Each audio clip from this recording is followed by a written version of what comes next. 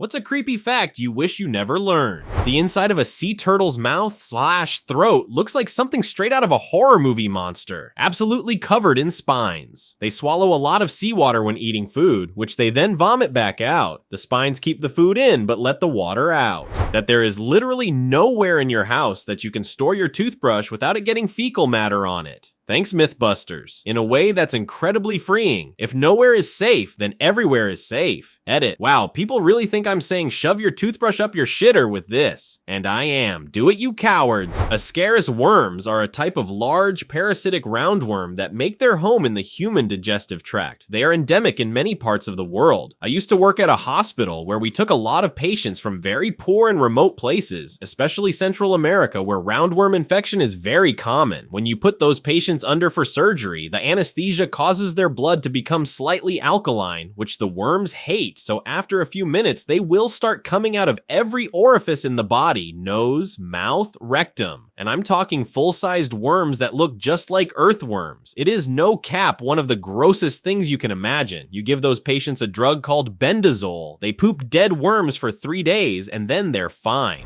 In the Meteor apocalypse movies, it usually starts by some random research team discovering the meteor by accident, then figuring out it's headed for Earth. That's pretty much what we have to hope for. Those sons of bitches are fast, like faster than you can imagine. In movies, it's this huge ball of fire that tears through the atmosphere in some cinematic masterpiece that allows the people below to see how they are. That's not true in real life. In real life, it goes from the edge of our atmosphere to the Earth in less than a second. It hits the Earth so hard, it'll vaporizes the ground it touches and itself, hitting with such force that the ground moves like you threw a boulder into a lake. Waves of Earth become fluid and destroy everything in a massive flux of destruction. But what's really scary is that it's cold. It's cold until it hits some type atmosphere from a planet or space body. Because it's cold, it's hard to detect with just pointing instruments into space. Unless we are specifically looking for it, we won't see it. We won't know that we're about to all die. We won't know that a meteor is about to hit us until we see a literal tsunami of Earth outside our window about to kill us. That's why movies have people discovering it by accident, because the chances of us finding it on purpose are not good. Add-on. This has gotten a bunch of attention, and I do see some people freaking. There is some good news in regards to this. Thanks to the sheer age of the solar system and the universe, a lot of the stuff that could have hit us has already hit us or hit something before us. Moon craters, not just for our moon, show the impact of previous asteroids. Planets have already been bombarded by the stuff floating about, so while the chances aren't zero, they are fairly low. Also, we are a really small planet, literally a pale blue dot even before you leave the solar system, and damn near invisible once you leave the solar system.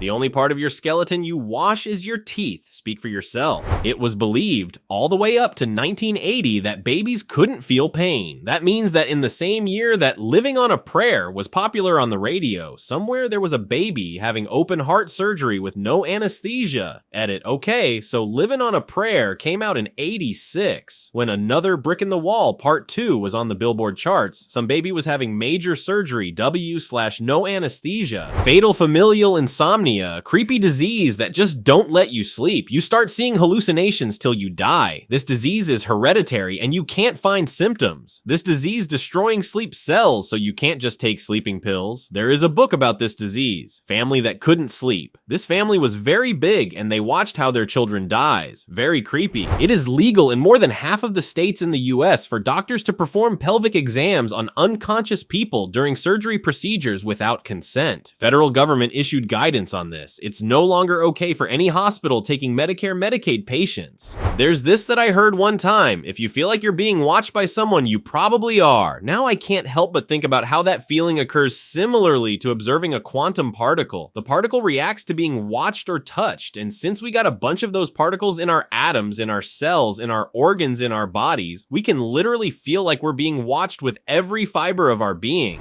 My father's school did a guided tour through the woods, searching and learning about local herbs. A few years later, my father was still a child. Police showed up and asked him if he recognized the man in a a picture that they showed him. My father explained that he was the herbalist tour guide. Apparently, the guy had murdered several boys and had my father's name and address in his car. The police had caught the guy by this point. I think he killed himself or died in suspicious circumstances. That's crazy. Glad your dad made it out. Also, nice username. You've probably heard a fact about how 70% of the human body is water. We basically know this because of a Japanese general who roasted people in an oven. Wait until you learn how we know so much about hypothermia. A large percentage of men touch their pins D&D balls and of course urinate, but don't wash their hands. Many women use the restroom and don't wash their hands afterwards. I used to eat the bagels, cookies, donuts in the company break room. I don't touch those anymore. Lost my appetite. Once one nuke is fired, there's 1,000 nukes firing back. A lot are already at the ready, and a lot can be launched within 60 seconds. Then the earth will be wiped clean, and everything and everyone will be dead within 27 minutes. It'll be pointless even trying to get into a bomb shelter CZ that ain't gonna do shit, and there wouldn't be anything left apart from nuclear winter, which will just kill anything that is left, and you will just drag out the suffering until you die. I'm already prepared to say one last love you and goodbye to my people, and some I have already told them in the case of this happening to know that I love them and I'll miss living in a world with them. Did you read her book? Lol, never seen a book in my life, I swear. I worked for a private investigator doing editing. The devices they had were insane. Literally anything can be a camera these days. Chargers, car keys, water bottles, chapsticks. The videos they would get made me realize just how unaware people are to being recorded. We were short-handed for a few weeks and I drove with one of the investigators to do a stakeout. We followed people around all day and they had no idea. It's scary to know that if you are being tracked, you will almost never know. If you have pet cats, you die and you're not found for a while, they will start to eat you. A coworker used to be an EMT. He told me of an incident where an elderly woman who had several cats had not been seen by her neighbors for a few days. The neighbors contacted police to conduct a welfare check. The police requested that EMTs stand by in case they were needed. There was no response from anyone in the house, so the police officers made a forced entry. They asked the EMTs to come in. They found the elderly lady had fallen down a flight of stairs and died. Her cats were upset with her because she was not feeding them, so they had shit and pissed all over her body. Chlorine in a pool doesn't have much smell. However, when chlorine binds with nitrogen-containing contaminants, it creates chloramine. Chloramine doesn't have much disinfecting power, but it has a much stronger chlorine-y odor. When chlorine reacts with urea from urine, it creates ammonia, and ammonia reacts very well with chlorine to create chloramines. Thus, the chlorine smell you notice at a public pool doesn't mean there's chlorine. It means the pool is dirty. A correctly maintained pool should not smell much. A pool operator must regularly shock the pool, add extra chemicals that burn off the chloramine. Some lazy pool operators do this infrequently or rarely, as the shock chemicals are more expensive than normal chlorine.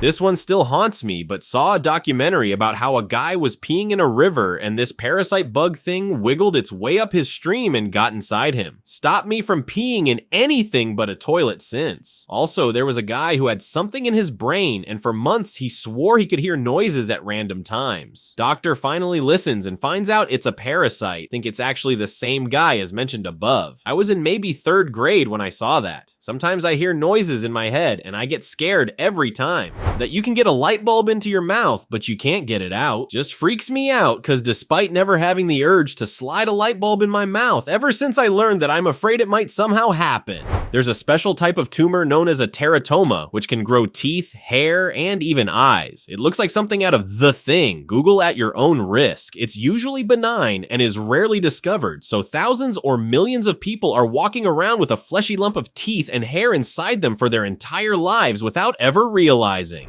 Elevators kill people all the time. No, they don't. In the US, about 30 people a year die in accidents involving elevators, and that includes people falling down the empty shaft rather than a mechanical issue with the actual system. Another 10 of that 30 are elevator service installation engineers. For context, 30 per year is about the same number killed by lightning strikes. Elevators are incredibly safe. One creepy fact I wish I never learned is that there's a rare disorder called Cotard syndrome, also known as walking corpse syndrome. People with this condition believe they are dead, do not exist, or have lost their internal organs. It's incredibly disturbing to think about the profound psychological and emotional impact this disorder must have on those who suffer from it. The human brain frightens me because it's capable of distorting reality and being very convincing that what we're hallucinating or deluded about is real. I have bipolar disorder, and during my most recent hospitalization, depression, and psychosis, I hallucinated my great-great-grandmother standing next to my bed telling me to commit SE to be with her. This woman died in 1947, but you could not convince me that I didn't really see her. Your tongue has a mind of its own. It never holds still. If you claim it never moves without your conscious thought, you're lying, lol. Because of this, when at the dentist, they have to sometimes wrangle your tongue away from curiously poking around where they're working. Or they'll distract it with the sucking tube thing, because otherwise it's like a curious dumb puppy that doesn't get the message to GTFO the way. I find this fact not so much creepy, but rather adorable and funny lol. I absolutely believe this. I remember an asshole dentist getting frustrated at me. Stop moving your tongue. I was pissed at this unprofessional jerk because I was not consciously moving it.